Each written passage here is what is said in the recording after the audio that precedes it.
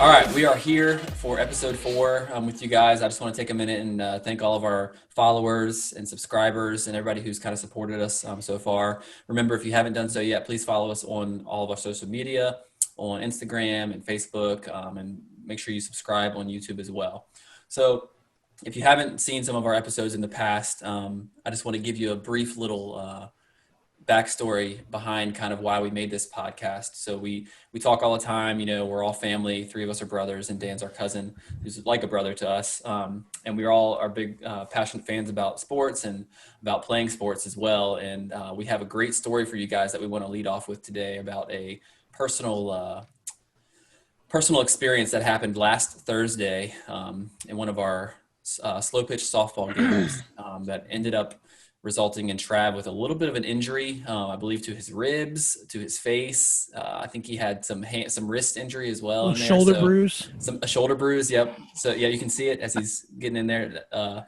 Basically, healed up quite nicely from the day after. Long story it looked short, worse 3 days ago. Long story short, he was led into a fence trying to track a ball in the outfield and left center. So I'm going to kind of let him give his side of the story. Yeah, playing left center, deep fly ball, hit kind of just a high fly, but pretty deep as well. And it just kept kind of going and going.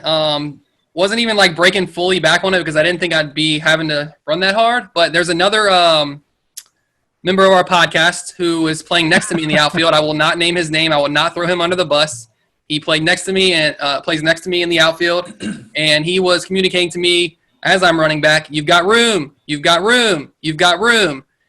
About that time, I was like, man, I feel like I probably don't have much room. I turned back, and as soon as I turned back, the fence is right in my face. Nose crumpled, hand jammed, everything.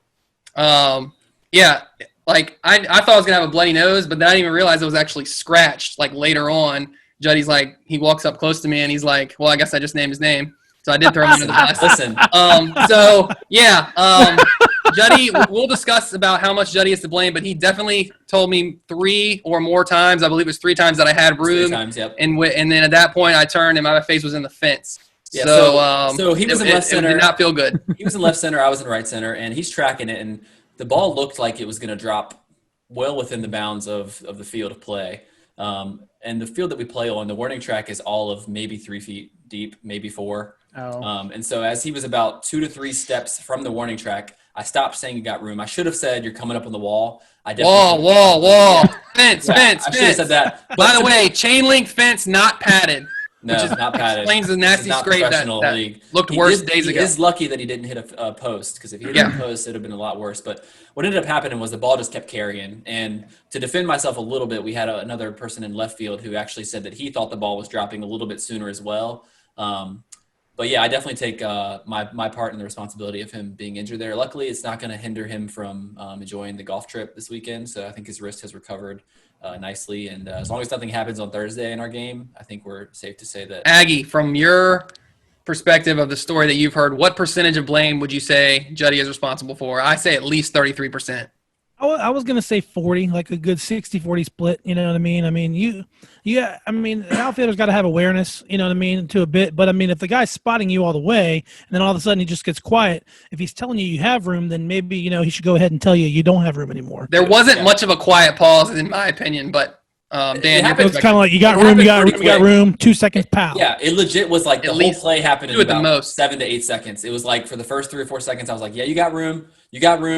Yeah, you got room, and then it was like, boom, into the wall. So it was like maybe a 1 to 2 second pause from like, you got room. But you figure he's running at 50%. And for me, as an outfielder, I love when people call and tell me my space, but sometimes I can't even hear them. When I'm in the midst of running and tracking the ball, I'm focused on the ball. I don't hear what someone's saying. That's why you have collisions in the outfield too, because people try to call each other off and they can't hear it. But I definitely will. I will very rightfully so take at least 35%. Blame on that. Dan, does it remind you of a certain story involving basketball, a nasty bush and a scratched cornea?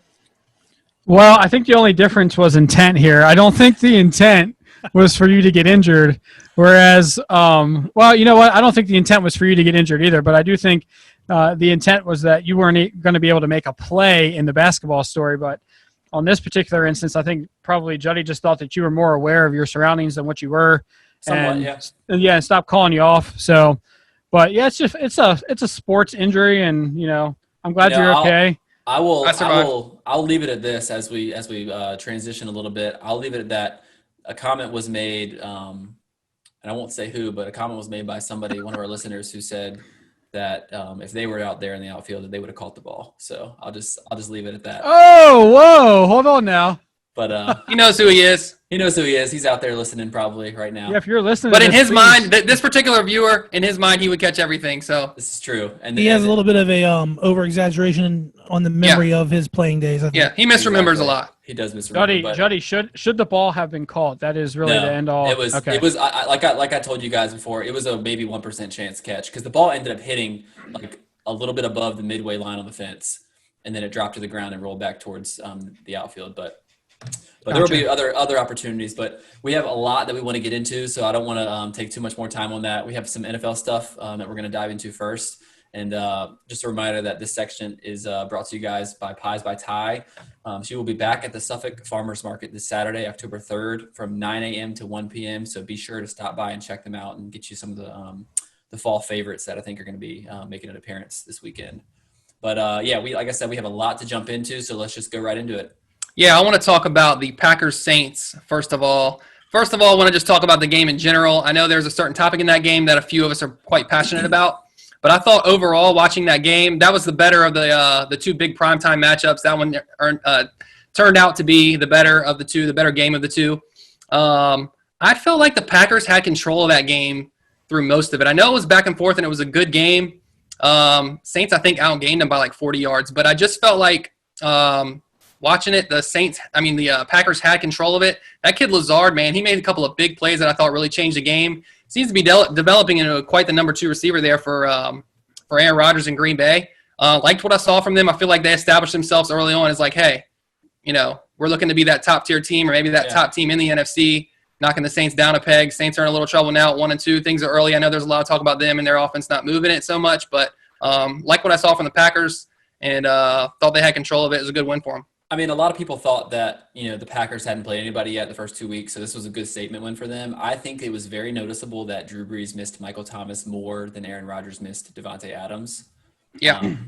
In that game. And maybe that's a sign that Brees is like regressing a little bit in his age, but I think the Saints are still going to be a competitive team that makes the playoffs and can still be a contender, like I said in my prediction in the preseason. I think they're working the kinks out right now and having injuries to their best receiver who, probably accounts for a good 50% of their offense is not helping them.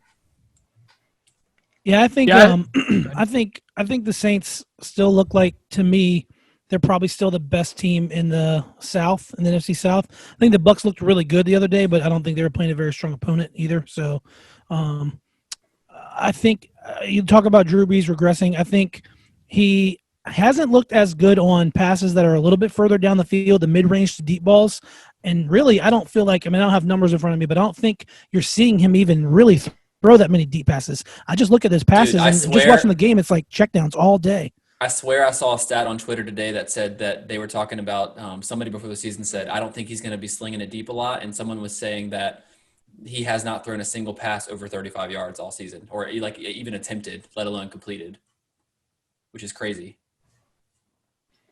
Yeah, I think in that game in particular, first of all, Aaron Rodgers made some ridiculous throw on a rollout to the left and just like flung it up there, and just showed like when Aaron Rodgers is locked in and he's like motivated, because I think he's motivated after the Packers drafted Jordan Love, like he can be the best quarterback in the NFL when he's motivated. So yeah. I really thought he played at a high level.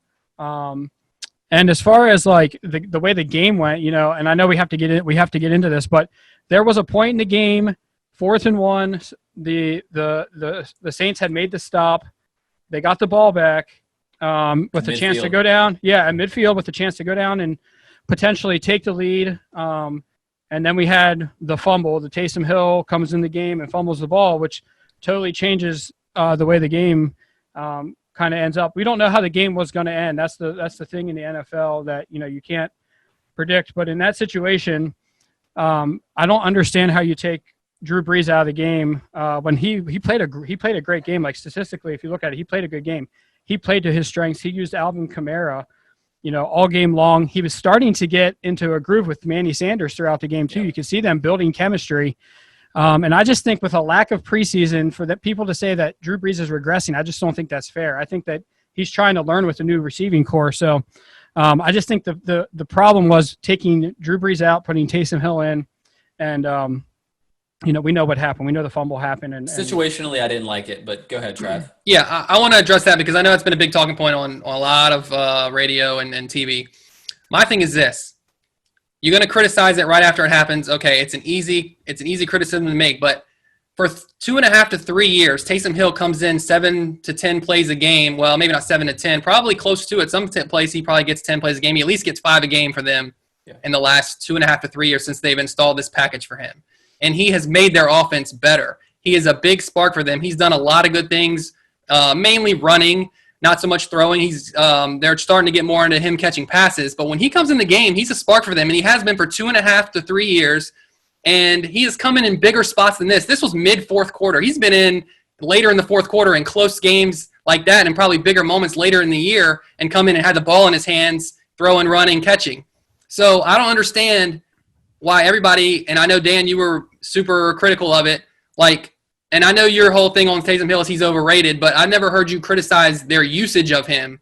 And this isn't an issue of Taysom Hill. This is a questioning the issue of it's really a criticism of Sean Payton. Why is he in the game taking the ball out of Drew Brees' hands that late in the game? Well, let me answer that for you. That's their offense. They were being true to what their offense is, which is giving Taysom Hill, at spots here and there when they see the right times for him, a chance to make plays, and that's what he does. Why wouldn't they do it now? I don't understand how just because he fumbles one time, it's literally his second career fumble, and you're going to be like, why is he in the game? Why is Drew Brees out of the game? At a time when Drew Brees is probably playing not want to say the worst football of his career, but obviously not the best, and I'm not on the Drew Brees throw him away train either because he's playing fine. But this is what they do. They use Taysom Hill, and it works. You can't criticize it after one fumble happens and you think that's the reason they lost the game, because there was a lot more reasons they lost the game, because I felt like Green Bay was in control, like I said, throughout most of the game. Yeah, I get that, Trav, from that standpoint, because for me, I do think that they have been productive when they use him. Like you said, he has – I wouldn't say necessarily – I wouldn't agree with the fact that he makes their offense better.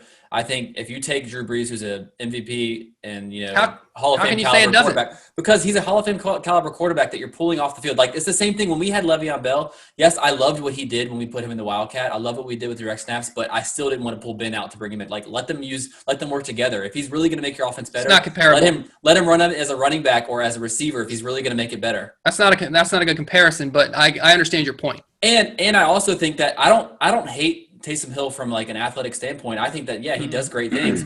My thing is that he's overhyped because I don't ever see him as being a franchise quarterback. And people try. That's not. But that's not. I understand that. That's not what he this can take discussion's over about. Drew Brees and be their quarterback. Yeah, this discussion has nothing to do with that. And I'm not saying he is. I don't think he's an NFL quarterback. That's fair. I'm saying I'm saying what Dan was saying though, whereas if you have the momentum shifting in that moment, you have to know okay, Drew was just getting comfortable. Like you said, he was just. What are you talking about? He was comfortable the whole game. He was just fine. heating up with Manny. And so was Taysom Hill. He wasn't though, dude. Because remember, the play before that, he had just dumped off the ball to Alvin Kamara, and the touchdown before that, he had just thrown it to Manny Sanders before the half. There was 8 minutes or so left in the game. How was he just now getting comfortable? He already had 27 points on the board. I'm telling you, he was finally finding a groove, and for them to turn the momentum around in their defense to actually get a stop on Aaron Rodgers. That's delusional. I don't think you want Taysom Hill there. It's an easy and it's a lazy opinion and a lazy criticism to me to criticize something they've done for 2.5 years at points like that in the game. I would love for you to find those times when they did that in that moment where the momentum had switched and it was that All right, I'll go back through each game of Taysom Hill's career and find those for you. They're there, dude. Do you watch the Saints? If you watch the Saints, you just I watch know. The Saints. Well, let me ask this, guys. Let me ask this. So, Dan, when you have been the most critical of that when it first happened, we were talking about it as it was happening, and you were the most critical of it. So, obviously, you're very passionate about the fact that you don't agree with the call. Was it more about the call in that position, or are you fundamentally opposed to them using Taysom Hill at all and having that package as part of their offense? Which is your biggest gripe? I don't mind Taysom Hill being in the game. What I mind is taking Drew Brees off the field for Taysom Hill to be in the game. And that's So what you I just said. want to use him as a wideout or as a. But then it wouldn't wide work. out as a That's running not back. what That's they not do how their then. offense They has don't worked, primarily yeah. use him only as a quarterback. In fact, he rarely takes the direct snap. Most of the time, he's taking something out of like motion, or he's being used as a running back or a wide receiver. You're taking off of the field in that moment. You're taking a Hall of Fame quarterback off the field for a guy that has never done anything in the NFL other than be like a little scat back. That's like putting Tim Tebow in and saying, hey, he's going to be amazing. It's not That's what like Tim that, Dan. Tebow It's was. nothing like That's that. It's exactly nothing what like Tim that. Tebow is, No. and you're trying to say It's Tim not like Tebow that. is Drew Brees, and that's just false, man. You know Who it. said that? You What are you did. That's talking about? exactly You're out what of your mind. I'm That's not what saying Taysom that. Hill It's is, dude. pretty- He's it's Tim pretty Tebow. comparable, though. No, he's It is not. comparable. He's Tim Tebow. It's just they actually used Tim Tebow. They used Taysom Hill like they should have used Right. Tim Tebow. Right. He's That's not a my true point. quarterback. That's my You point, don't- Dan. But you don't put him in the game. You don't They're take a using- Hall of Fame you're- quarterback. You're They brought admitting. Peyton Manning in because he wasn't a quarterback. Dan, you you're don't take Drew admitting- Brees out you- because you just- Taysom Hill is not a true quarterback. You just admitted that they use him the right way. They've been using him the right way for 2.5 years. Why Not would to they take stop? Because not you thought not it to was take a bad you moment. don't take Drew Brees off the field. So do you think there's a significant So drop what? off in Put the him out success wide rate? because they usually put him out wide. Is that good? Yeah. He'd be on the field. He gets The more whole snaps. system He gets changes. more If Drew snaps Brees than takes a five. snap, the threat of Taysom Hill is not the same. That's the system. You have to know that. Well, that's the thing, dude. At the end of the day, right? I was thinking about this. Like Doug Peterson, the year that the Eagles went to the Super Bowl, he went on fourth down more than any other coach, right? And we got it most of the time.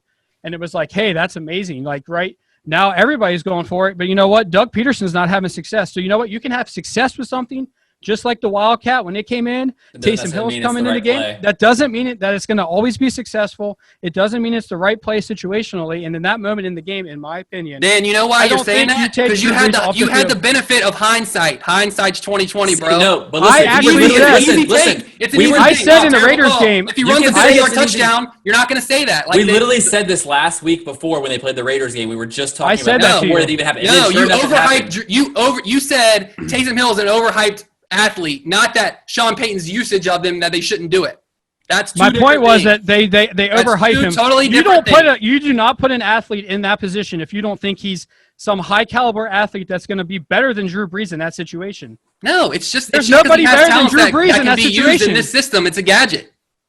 That's all. 553 touchdowns, Yeah, I love- 78,000 dude, yards passing. You don't have to 164 tell me. wins in I the love NFL. Drew Brees, man. I You know don't take more- that off the field. You don't take What? that off the field. You can take anything off the field for 7 to 9 plays a game if it Well, helps good your job. offense, and it has. You're right. And you know what? You lose. You lose. They've been Alright, winning there's for the gonna be last times where 3 you can years.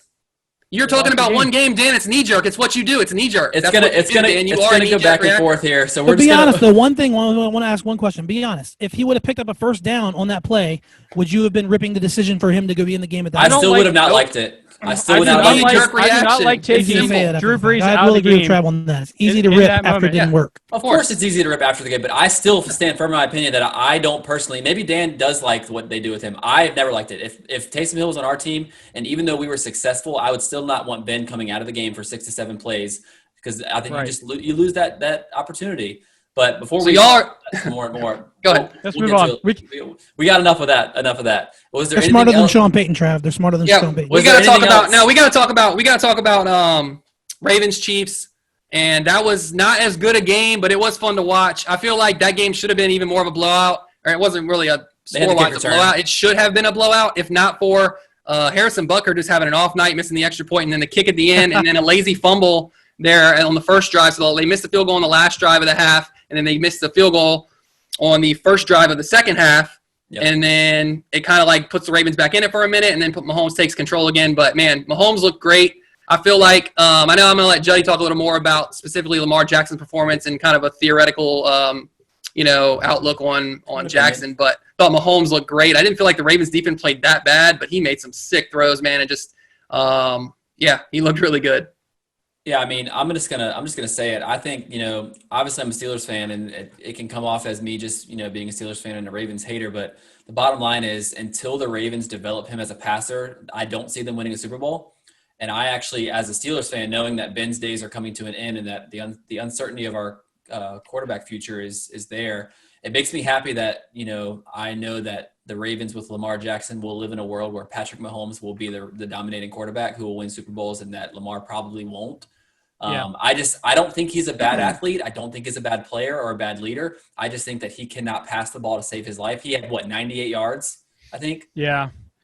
I think I saw in the game, I was thinking about this, right? There were a couple times in that game where Lamar Jackson had Hollywood Brown like open down the field, couldn't make the throw. Twice. And I thought Yeah, about this a one was lot. behind him, almost got picked. I remember Yeah. that one. Yeah. Same thing with Carson Wentz. Like I've just been seeing this so much. Like accuracy is just so important. He had Miles Sanders down the sideline on a wheel route, wide open, missed him. The great quarterbacks in the NFL, the Russell Wilsons, the Pat Mahomes, like that throw to Tyreek Hill for the touchdown was nasty. Like, and so man, accuracy matters in the NFL. And if Lamar Jackson is going to be kind of the next, if he's going to be something, he's going to have to improve that accuracy. He's going to have to know when to put air under the ball, and he's going to need to know when he needs to drive it. And right now, it's kind of like what Donovan McNabb suffered from pretty bad in his career. Everything was just kind of driven down the field instead of kind of knowing when to put air like Russell Wilson does. You gotta have touch. You gotta have touch, Right. and he also gets happy feet a little bit back there. He wants to run, and he needs to sometimes sit in there. I think I agree with what you said. Both you guys were saying about Lamar Jackson. I think it was, even with winning an MVP last year, it was something that you could just see he needs to improve on if he's really going to sustain a high level of play through like multiple coaches. He'll probably have multiple coaches in his career and multiple offenses. If he's going to be legit, he's going to have to develop more as a passer because he's not going to have this kind of running game around him and a team that commits to the running game the way they do and executes it that well around him the whole time. He's going to have to throw. But I feel like he had a worse game than usual throwing the ball. He's usually, I think, a little better throwing than he was last night. I agree with that. But he does need to get better. Now, what does that say agree about the with that. Chiefs' defense, though? Because they definitely turned it on and. Yeah, And they I was looked impressed with their they looked like defense. they played better than they typically do too. Yeah, they were a little absolutely. bit more buckled down. I didn't think he had as many wide open type receivers, down the field. And usually when he looks better passing, his guys are more open. And I they have stopped not the seen run. him throw a lot of tight window throws like really good either. You know what I mean? So The scary thing I is do that think the he likes to Chiefs- try to the run Chiefs- fast, run first a little bit more than holding on and waiting for something to develop pass play. He does look for, sit back there and then try to run a little bit quicker than he could. Yeah, to me, the scary thing is the Chiefs are only going to get better, and they look I know. dominating right now, which is Mahomes is just, I don't at another level, Dude, when like he made that especially one outside of play- the pocket. Like, is there I mean, that anybody one else play where better? he rotated and he just like got slammed by 3 angles and just drilled it with all wrist to Tyreek Hill for that first down. I was just like Like how the do you stuff he stop can that? do outside the pocket on the run is just Nobody else can drop back, go into basically like a 12. He goes into these 12 to 14 yard drops. Yeah. You can't get pressure on that, and he has the arm strength to still hit 40, 50 yards down He's the like field with a backpedaling and just 12-yard flicks drop. it. Yeah, Dude, my thing is, you just can't defend that stuff. I'm gonna end our NFL segment with this. How did nobody see this other than like the Chiefs, like back I when he know. got drafted? Like he was, Well, he they- was not talked about that much. Yeah, I mean, I think they saw the arm talent, the physical talent, but They saw the it's hard to arm. know how that'll translate into good quarterback play. And I do think, as great as I think he is, I do think that he's got an amazing offensive weapon set around him and an amazing offensive coordinator in Eric Bieniemy, who Yeah, caters great to situation. He what- came into a what great he situation. is. Yeah, Hey, Juddy, I got one question before you end this. yeah. How about that Nick Foles, baby? Yeah, I wanted to talk. Let's get a quick minute. Biscuit. I wanted to talk Mr. about Biscuit. how do you guys feel? I know we were all down on the Bears, but at this point they're 3-0 and they got a different quarterback. How do y'all feel now that Foles is at the helm? I feel like maybe they'll be At least a wild card. A wild card like a wild contender. card. Yeah, Yep. I think they might be sliding into that 6 or 7 seed now. Before with Trubisky, I wouldn't have thought that. right. Yeah, They they have a are good to the- defense. They have a great Yeah. defense, Yeah. and they have decent guys on offense. And now they have a quarterback who is a good manager of the game, who's not going to make big mistakes and cost them. Right. He's not necessarily going to go win them a bunch of games, but he's going to keep them in it. And they have a defense that's going to keep them in every game. So I think they have a real chance at making a wild card if they stick with Nick Foles all the way out. This is the Yeah. perfect situation for Nick. Good defense. Yeah. Nick can go down there. He can, they might have to punt a couple times during the game, but this is beautiful because they have talent on the outside. He can get the ball out to him. So I'm excited for the Bears, There's- and I'm there's happy no for Bears pressure. fans. There's no pressure for him either because I mean he's No. Mr. Biscuit's not going to be Yeah. pulling him out of the game.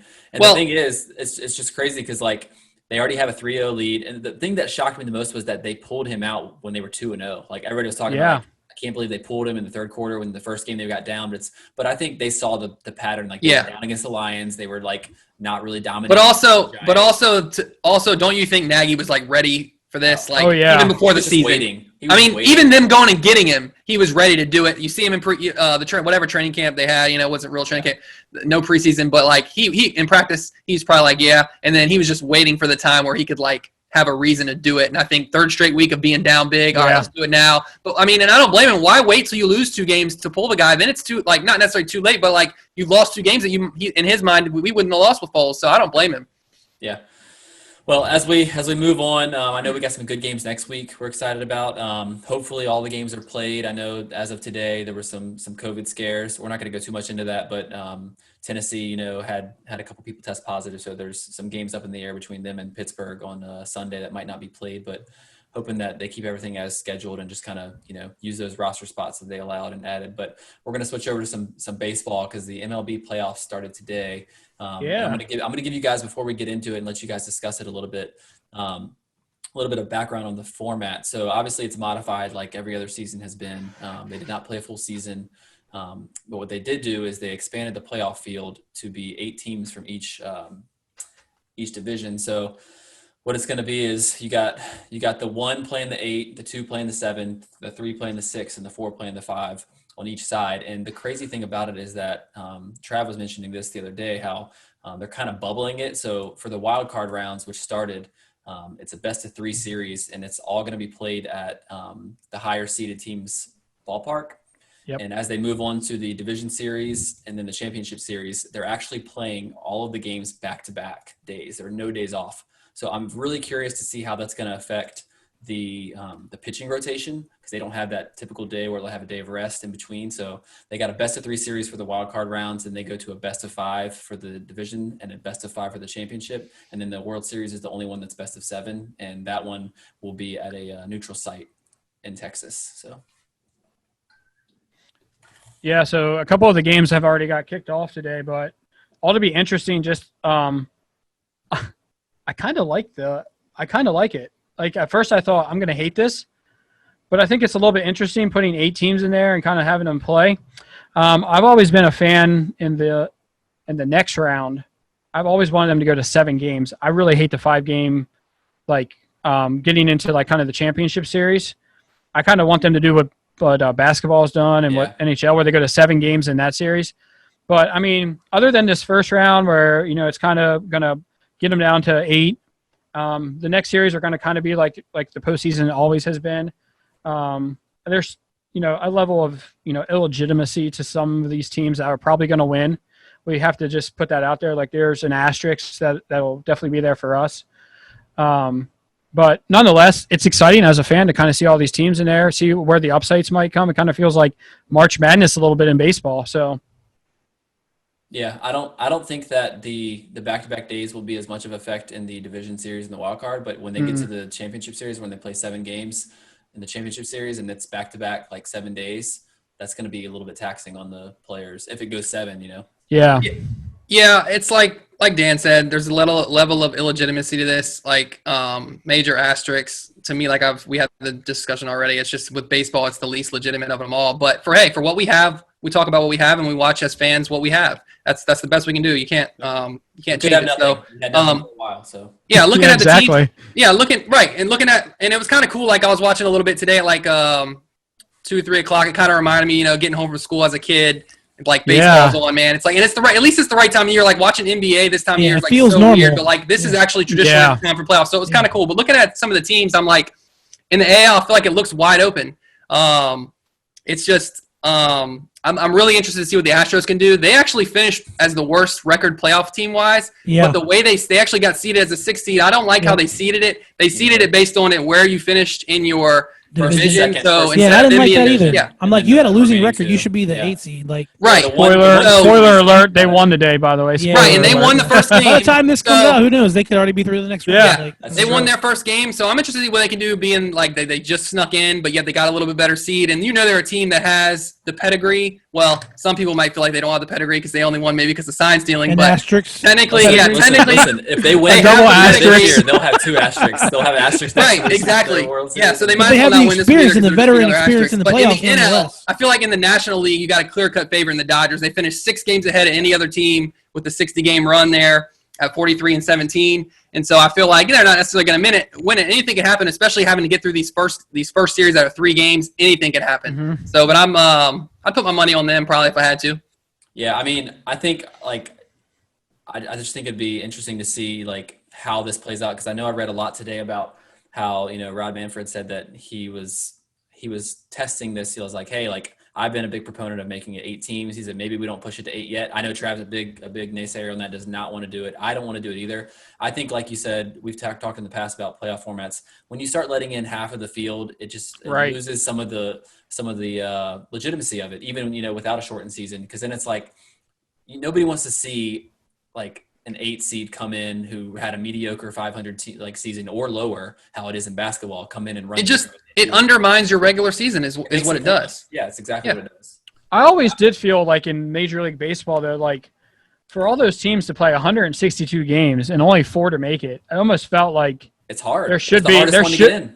Yeah, exactly. It did. It felt They like, added- if you make it in game. and then you go out, that's why I always wanted a 7-game series at the beginning. Because if you play 162 and then you got a 5-game series, let's say you just have a couple bad games, you ultimately get put in a hole right away. Whereas you make it a 7-game series, maybe they have a chance to come back. But So do you guys, just in general, do y'all like the play-in game that was added in however many years Yeah, I ago like now? it. I think it's cool. Trav doesn't? I'm not a fan of the playing game because it's just you're throwing one extra team. 5 is weird to me. To me, You go get one 6. game. Yeah. 6 is perfect. The NFL had it perfect, and it annoys me that they went to 7. 6 is perfect. 2 teams get a bye. That's I feel like if you finish in the top 2 in your conference, getting a bye, that's a well-deserved thing. And then 6 is a nice number.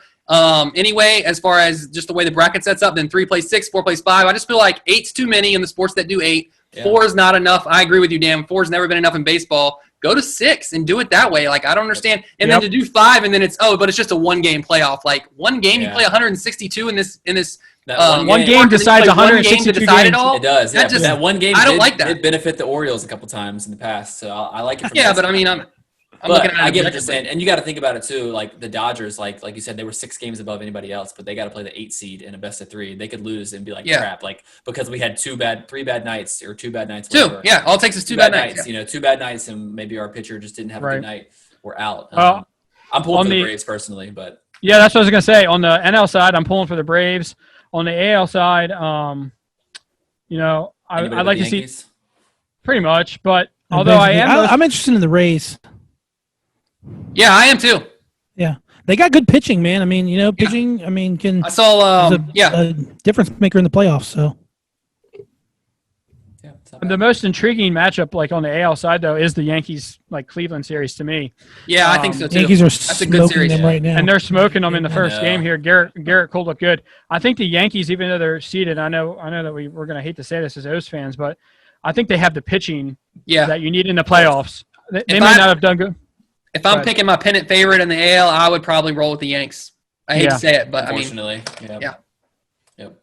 Well, we don't want to get too much into it. We'll have more to talk about as it develops over the next week. We do want to touch on some basketball because I know the NBA Finals are going to be starting here soon. Do you guys know what night it starts? Does it start Wednesday or Thursday? Wednesday night. Yeah. We got Lakers Heat. I'm excited personally. I'm a Lakers fan. I would love to see LeBron win one.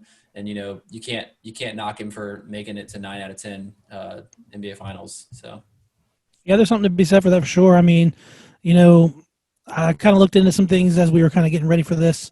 You got LeBron averaging a double-double right now, and Anthony Davis, for the season averaging almost a double-double. He's 28.8 and then 9.3 rebounds. I feel like the Heat are, kind of maybe overperformed, I guess, to get to this point. Maybe I don't know if a lot of people expected them to get here. I don't know, but I just don't know with Jimmy Butler and Goran Dragic. Is that do they have enough on that side to really contend with everything the Lakers have? Yeah, I absolutely think they do. Sorry, go ahead, Trav. No, you go ahead, Dan. I absolutely think they do because I think they have. I think one of the things that the Heat do better than probably any other team in the playoffs, maybe outside the Clippers. The Clippers, they kind of crapped the bed a little bit there, but they play defense and they got Bam that can defend against AD, and he can come out and he can guard him all the way out the floor. There's no space that AD can get from him like a conventional center would. Bam's going to be able to be there. Jimmy Butler plays defense, and I think they got the scoring. They got Tyler Hero, They got Jimmy Butler, obviously, and Pat Riley has built that roster so stinking well. Like, it's ridiculous that every so many years he kind of rebuilds it again.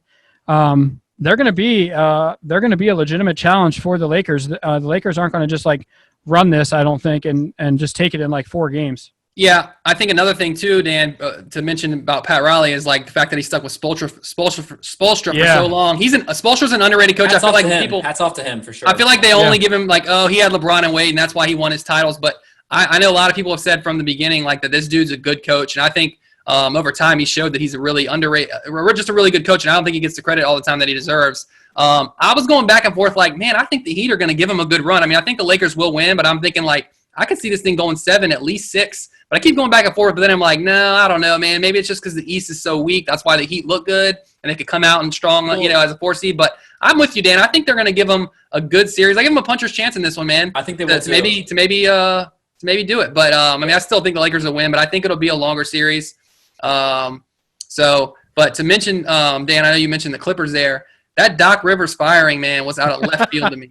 Like, I don't understand what Ballmer's doing. I mean, I think the world of Doc Rivers as a coach, and he had 1 year with Kawhi, and with him actually finally getting a roster legitimate enough to win a championship. It was a weird year, 1 too. year. You give him 1 year, and Who are then they with the gonna get? layoff, which changed everything, that could have been a big part of it. And then it's just like, nah, we're gonna part ways. And I'm just like, I don't know who they think's out there that's gonna be better. But I was shocked by that, and I disagree with it. That would be like Penn State firing James Franklin, thinking they're gonna get. Dude, I was just gonna say that it's the same conversation we've had. Like, they're not gonna find anybody better, and you got to deal with what you got. Yeah, exactly. So hold on. Deal with what you got. Like, y'all think Doc Rivers is just. He's just no. Like, there's no. nothing. I'm just saying, like, if you're not if happy there's somebody with what the better Clippers out are doing, there, if you think there's somebody better and you know for sure you have somebody lined up, then yes, that's fine. If you want to replace a guy like Doc Rivers, I think Doc Rivers is like I think James Franklin, like a great a top 10 at minimum. I put Doc above him. Hold on. Doc Listen, Rivers and stature. James Franklin can't even be. I mean, I like James. I'm saying in the current state of where college football is right now, I think James Franklin is a top 10 college quarterback or college. But the pedigree that Doc Rivers has as an NBA coach is far greater than the pedigree that James obviously Franklin he's been has as a doing it way coach. longer. Obviously, You he can't has a compare higher that. repertoire. Sorry, I can't stop remembering Doc Rivers just getting owned by Jordan over and over again as a Knick. So as a player, maybe, I'm kidding. No, but I think Doc Rivers is a good coach, man. He did a lot with the Big Three in Boston. Brought them a championship. The Clippers have never been a winning organization, and they've won exactly. the whole time he's been there. Yeah. He brought a culture to them that they've never had. They didn't have Right. So what'll probably happen, and this sometimes happens, in different sports, but he might be the guy that's the culture builder, and someone else may come in there and actually get the championship that he never is going to get. Yeah, so, very possible. But yeah, I agree. He's going to find a job somewhere else. They're talking about the Sixers, Dan. What do you think? That'd be good for him. Talking about the Sixers going after him. Dude, Joel Embiid is just. He's such a great talent. Change. He needs some effort, man. Doc Rivers needs to, do whatever he has to do to try and motivate and inspire him. Yeah. To kind of play harder. It should be interesting to see how the finals play out and where Doc lands. But as we're wrapping up the show, we're actually going to forego doing our Thursday night picks because nobody wants to pick Sam Darnold versus Brett Rippon in Thursday night game. So we're just going to not even going to give them. I'm cool with that. I'm actually going to take Mark Rippon and the 1990 Redskins. Yeah, I don't know if there's any relation there. I know it's not his dad because I did look that up. But thanks for joining us on this episode. If you guys have made it this far, I hope you got some laughs out of the episode. Make sure you follow us on all of our social medias, again on Instagram and Facebook, and subscribe for sure so we can kind of keep build that followage up. But thanks for joining us, guys.